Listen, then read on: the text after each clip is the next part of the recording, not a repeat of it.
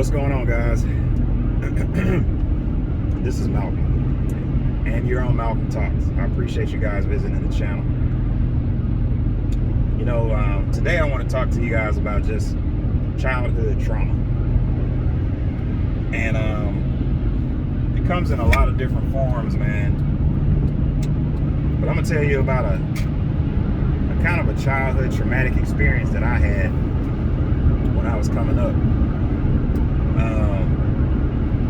It was a crazy situation, man. Like,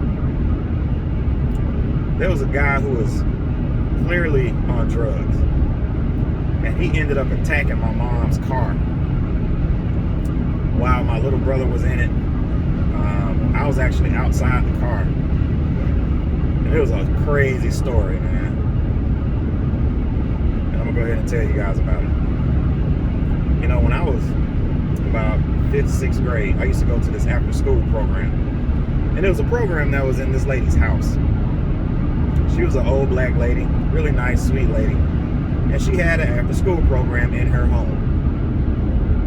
And the kids in there, you know, they would come there after school, they would get dropped off or whatever. I think there was a bus that used to take us, and we would go inside this lady's house. She was an entrepreneur, obviously, and she had a big old house, and we would stay there after school. And one day, my mom came and picked me up after school. My little brother was in the car. He was about 2 years old. He was in the car seat in the back. She picked me up. I ran outside. You know, she said, your mom, you know, the lady said, your mama's outside. I said, okay. Ran down these long steps, ran down the driveway, got in the car, and we started heading home. And my mom said, oh man, I forgot to pay this lady, because it was on a Friday. And I think she was supposed to pay her every Friday. And she said, let's turn around, because I forgot to pay this lady. I need to write her a check. I said, Mom, let's just go home, Mom. We can pay her on Monday. No, I need to pay this lady. These people need their money. All right, cool. So we turned around. My mom drove up, parked in front of the lady's house again, right? She gave me the check. And my job was to jump out the car, run up the steps, knock on the door, and hand the lady her check. So I run outside, I run up the steps, run up the driveway or whatever. I knock on the door. Knock, knock, knock, no answer. I knocked again, rang the doorbell, no answer. So I'm turning around, I'm looking at my mom who's parked in front of the house. And I'm like, Mom, nobody's answering the door. As I said this, I look.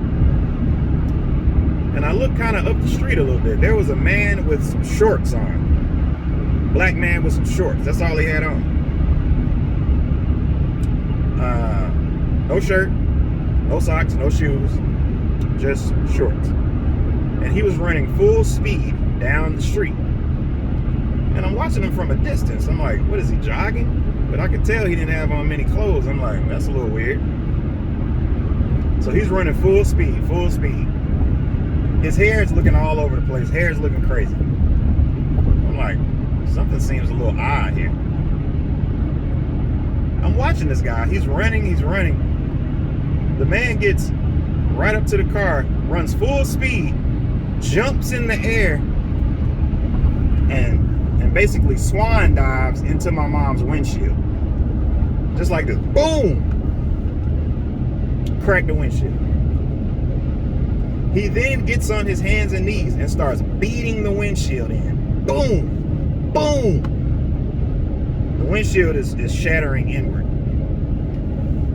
So if you could just imagine the amount of strength that took to dive on somebody's windshield, crack it, and then begin to beat it in. So obviously my mom, I can only imagine, is terrified. So she throws the car into reverse. Back up, backs out real quick. The man then begins to stand up on the car.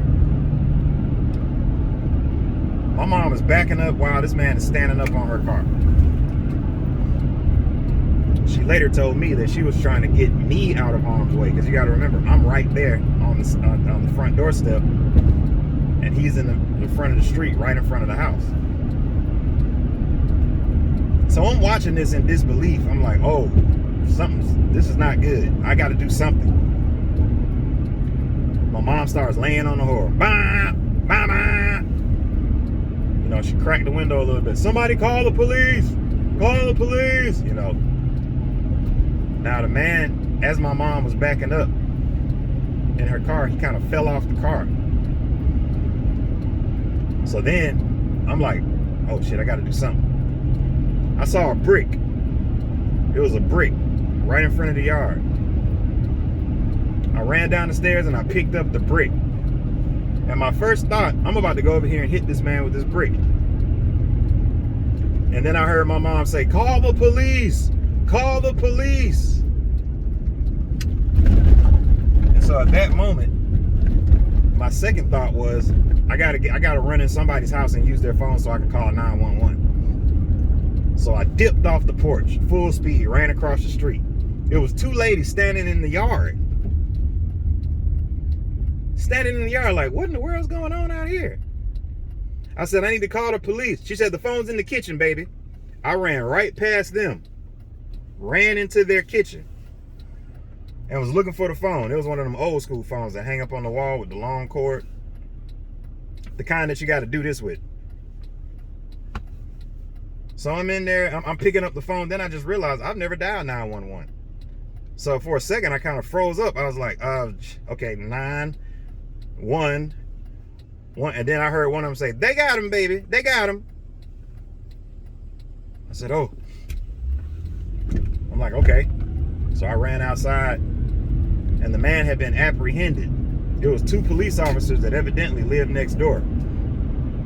And they had him hemmed up when I ran outside. The man had taken off all of his clothes, and he was in the middle of the street in handcuffs. He was butt naked in the middle of the street in handcuffs. My mom was standing outside the car holding my brother with a look on her face of fear, anger, rage, terror.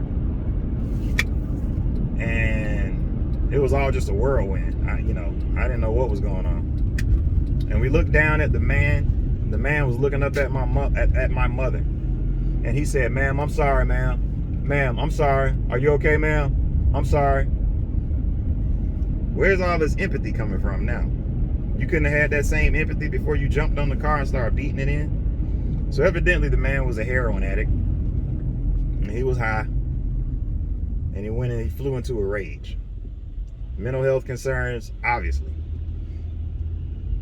You know, my brother was in the back seat.